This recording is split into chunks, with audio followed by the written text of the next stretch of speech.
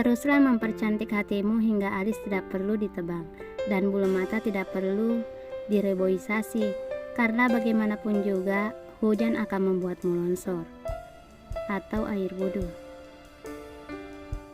Terkadang aku selalu menilai seseorang buruk karena satu saja kesalahannya. Itu namanya manusia, selalu mengingat satu kesalahan dan melupakan 1000 kebaikan. Mungkin konsep ini bisa disamakan antara aku dan Nasran, tapi memang bukan kesalahanku 100%. Bukan, memang dari awal aku mengenal pria bunglon itu, tidak pernah sekalipun melihatnya melakukan satu kebaikan saja. Yang selalu kulihat, dia selalu menyiksa banyak orang dengan sikapnya yang semena-mena. Lantas bagaimana aku bisa menilainya baik begitu saja? Tapi aku bersyukur 1 minggu terakhir Nasran benar-benar memenuhi permintaanku. Dia membawa semua anak-anak jalanan, termasuk Sheila yang dibuangnya ke panti asuhan Pelita Kasih. Panti asuhan itu adalah panti yang paling elit se-Jakarta. Siapapun anak yatim di sana sangat terjamin hidup dan makannya. Itu karena panti asuhan Pelita Kasih selalu mendapatkan donatur para pejabat pemerintah dan orang-orang yang benar-benar berada. Mungkin minggu depan aku akan mengunjungi mereka ke sana. Azan subuh berkumandang. Aku jadi teringat Nasran. Jadi saat ini status agamanya adalah Kristen. Karena ia tinggal di Indonesia, ia tidak pernah beribadah ke gereja berhubung papanya di Amerika. Aku yakin jika ia tinggal bersama, tidak mungkin dia bisa seberani itu. Jika aku berada di posisinya, mungkin tidak akan sanggup jika harus pindah agama. Aku bisa menarik kesimpulan, bisa saja bundanya akan dijanjikan menikah setelah kejadian itu, dan papanya masuk Islam. Tapi karena memang dasarnya papanya tidak punya hati, ia mengancam Bunda Nasran agar masuk Kristen, tapi bundanya menolak tegas. Karena dari ceritanya, bundanya seorang muslim salihah. Jadi akhirnya, bundanya Nasran memilih membesarkan Nasran sendiri. Dan karena kondisi ekonomi, mungkin akhirnya mereka berdua menyusul ke Amerika. Sudahlah, aku tidak mengerti. Permasalahan mereka sangat sulit. Wait, buat apa juga aku memikirkan nasib keluarga Nasran? Aduh Alda, kamu sudah melakukan perbuatan yang salah. Aku langsung menuju kamar mandi dan mengambil wudhu dan sholat sunnah 2 rakaat sebelum subuh.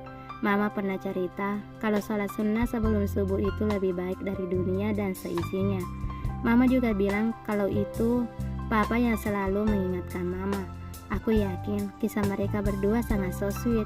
Papa yang selalu sabar menghadapi dan mama yang sedikit keras kepala. Allah memberikan waktu 24 jam dalam sehari, namun Allah hanya mewajibkan kita sholat pada 5 waktu. Namun sayangnya, terkadang yang di 5 waktu itu pun aku masih lalai dan terlena dengan dunia. Ketika sholat, terkadang pikiran mengambang ke sana kemari, dan malah hati ikut juga memikirkan urusan yang di sana dan yang di sini. Emangnya sholat itu sampai menyita waktu yang lama sekali, dan emangnya dari 24 jam yang Allah kasih itu cuma dipakai untuk mencari rezeki. Apa aku lupa yang memberikan rezeki di setiap waktu selalu melihatku, melihat hati dan usahaku. Wahai jiwa yang sedang lelah, jika ingin Allah memperbaiki hidupmu, maka perbaikilah dulu sholatmu. Jika kau ingin Allah mencintaimu, maka kerjakanlah segala apa yang Dia cintai. Aku beristighfar dalam hati, begitu banyak dosa yang terus mengalir setiap harinya. Tanpa sadar, ucapan, perilaku, dan sikapku menyinggung perasaan orang lain. Aku tidak hebat, sama sekali tidak. Yang hebat Allah, Dia sangat hebat menutupi semua aib-aibku. Jika saja aibku itu berbentuk bau busuk, mungkin orang-orang akan menjauhi dan tidak mau berteman, sebab jijik mendekatiku karena dosaku yang terlampau membunuh. Tok tok tok. Aku terkesiap mendengar suara pintu yang diketuk. Mama menyuruhku untuk membuka. Sebelum itu, secepat kilat aku memakai jilbab instan dan bergegas membuka pintu. Saat kubuka, ternyata tamunya seorang pria. Ia membelakangiku. Sejenak aku tersenyum karena caranya bertamu sudah menunjukkan adab yang baik. Jika Rasulullah Shallallahu Alaihi Wasallam mendatangi pintu suatu kaum, beliau tidak berdiri di depan pintu. Akan tetapi beliau berada di sisi sebelah kanan atau kirinya, seraya mengucapkan Assalamualaikum. Adab ini bertujuan agar mata tidak jatuh pada perkara-perkara yang tidak diinginkan, seperti melihat penghuni rumah atau perkara lain yang pemilik rumah tidak suka jika orang lain melihatnya. Memang adab ini sering dianggap sepele, tapi memiliki pengaruh yang besar. Pernah kala itu ada tamu pria. Aku kebingungan mencari hijab instan karena lupa meletakkannya di mana. Akhirnya tamu itu pulang karena saking lamanya dan cerita yang tidak-tidak pada tetangga lain. Padahal ia tidak tahu seberapa rumitnya seorang wanita ketika hendak menyambut tamu. Jadi mohon pahami, wanita tidak sesederhana seorang laki-laki yang siap kapanpun menyambut tamu. Ada sesuatu yang harus dijaga dengan luar biasa. Kak Arlan panggilku karena perawakannya sama persis sepertinya. Ia menoleh, dugaanku tidak salah. Ngapain pagi-pagi banget kesini kak? Ada meeting mendadak, tanyaku lagi. Tidak heran, ia tahu alamat rumahku karena waktu SMA, Kak Arlan pernah beberapa kali kesini memberikan proposal acara yang akan Rohis adakan. Hari ini kakak ada pertemuan di Bandung, kemungkinan akan sore pulangnya. Minggu ini jadwal kakak apa saja dak? Tanyanya.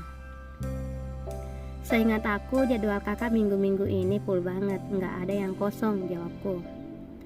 Pindahkan jadwal kunjungan ke hari Selasa di bulan depan aja. Kakak mau selesaikan proyek dengan Aditama Group dulu di minggu-minggu ini. Konfirmasi lagi ke mereka. Hari ini kamu follow up juga sama setiap supervisor tiap divisi buat mengirimkan laporan ke kakak secepatnya. Suruhnya sambil mematikan layar tabletnya. Aku mengangguk. Kakak kan bisa konfirmasi lewat handphone aja, nggak perlu repot-repot datang ke sini. Ucapku tidak enak. Isu-isu di kantor akan semakin panas jika mereka tahu Kak Arlan ke rumahku sepagi ini. Kakak udah coba hubungi, tapi HP kamu nggak aktif. Lagian searah, jadi biar sekalian aja. Kak Arlan tersenyum tipis. Aku buru-buru mengalihkan pandangan sebelum ikut tersenyum, karena entah mengapa senyumnya itu nular. Aku meringis pelan. Dari tadi memang belum ada membuka ponsel. Maaf ya kak, belum ada buka HP dari tadi, jawabku tidak enak. Iya nggak masalah kok, kakak buru-buru nih, titip salam sama mama kamu aja ya, assalamualaikum, katanya beranjak. Aku menjawab salamnya sambil melihat punggung itu semakin menjauh. Tanpa sadar aku menggigit bibir dan tersenyum seperti orang tidak waras. Kamu kenapa sayang, kok habis terima tamu senyum-senyum gitu? Emang siapa tamunya? Tanya mama. Aku tidak hentinya tersenyum, seperti habis dikunjungi dan diingatkan makan oleh pasangan tercinta saja. Padahal Kak Arlan kesini hanya urusan pekerjaan, tidak lebih. Sadar Alda, khayalanmu terlalu jauh. Bukan siapa-siapa mah, bos Alda tadi cuma nitipin pesan suruh follow up setiap supervisor. Oh iya, tadi Kak Arlan juga titip salam, jawabku. Waalaikumsalam. Ya sudah, buruan sarapan terus berangkat kerja, nanti telat, kata mama. Aku duduk dan menerima piring berisi nasi goreng dan telur setengah matang dari mama. 15 menit aku sudah siap-siap hendak berangkat, lalu mencium punggung tangan mama. Alda, kamu sudah baca proposal di atas kulkas? Tanya mama. Keningku mengarut. Proposal apa ma? Proposal taruh. Seketika aku tersedak oleh salipku sendiri. Menatap mama tidak percaya. Sejak kapan mama menjodoh-jodohkan seperti ini? Umur kamu sudah sangat mantap untuk menikah. Saatnya mencari pendamping hidup sayang. Mama khawatir kalau aku tidak bertemu jodoh karena sudah semakin menua dan keriput, potongku.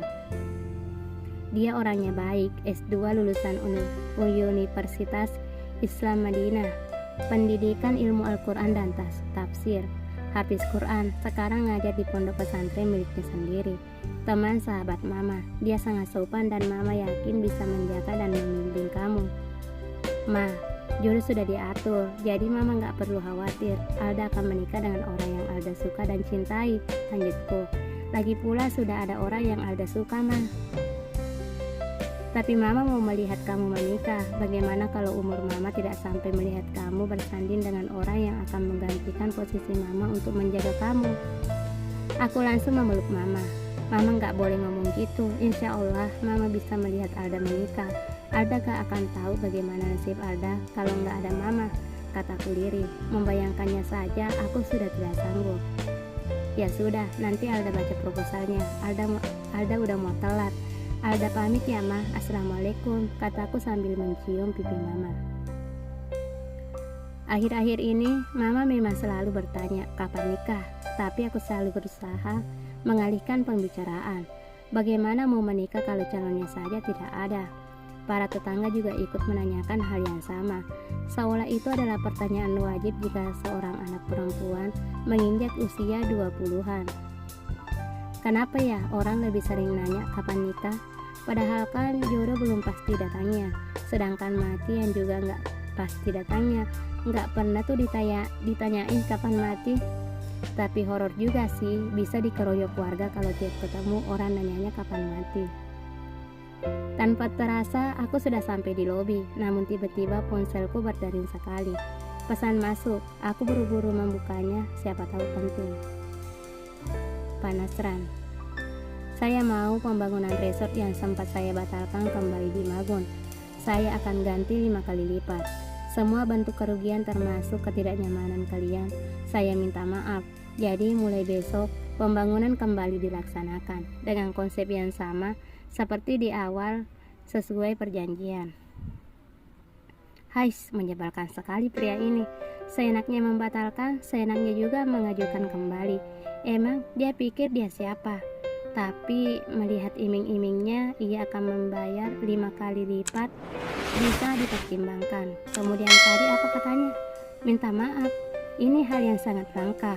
Walau dia minta maaf secara online, tapi setidaknya dia sudah sedikit menurunkan ego. Aku segera menghubungi Kak Arlan soal ini, tapi chatku masih tulis 2 belum biru. Itu tandanya ia sedang tidak membuka ponsel. Tapi tidak masalah, daripada aku lupa memberitahu soal ini. Kegiatan selanjutnya adalah follow up supervisor.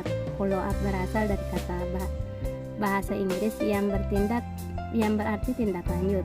Dalam bisnis, arti follow up adalah sebuah kegiatan yang dilakukan untuk menindaklanjuti aktivitas tertentu. Setelah semuanya aku kumpulkan dalam bentuk file yang sudah di-print, aku mengantarkan langsung ke meja Kak Arlan. Ruangan ini selalu wangi soft. Aku bisa mencium aroma parfum Kak Arlan di sini, tapi sesuatu membuatku memfokuskan pandangan melihat benda itu. Sebuah foto yang dibingkai. Aku mengambilnya di sana ada Kak Arlan, Nasran, dan tengahnya seorang wanita berambut panjang, cantik, sangat cantik. Wajahnya khas negeri Paman Sam, berambut sedikit pirang dengan mata coklat. Tubuhnya sangat ideal bak model, perpaduan yang sangat sempurna. Begitu menambah kesan wah pada orang yang melihatnya, pasti akan mengatakan wanita ini sangat cantik. But, oh is he? Kenapa ada di antara Kak Arlan dan Nasran? Apa ini ada hubungannya dengan percakapan mereka waktu itu dengan kasus pembunuhan? Bersambung.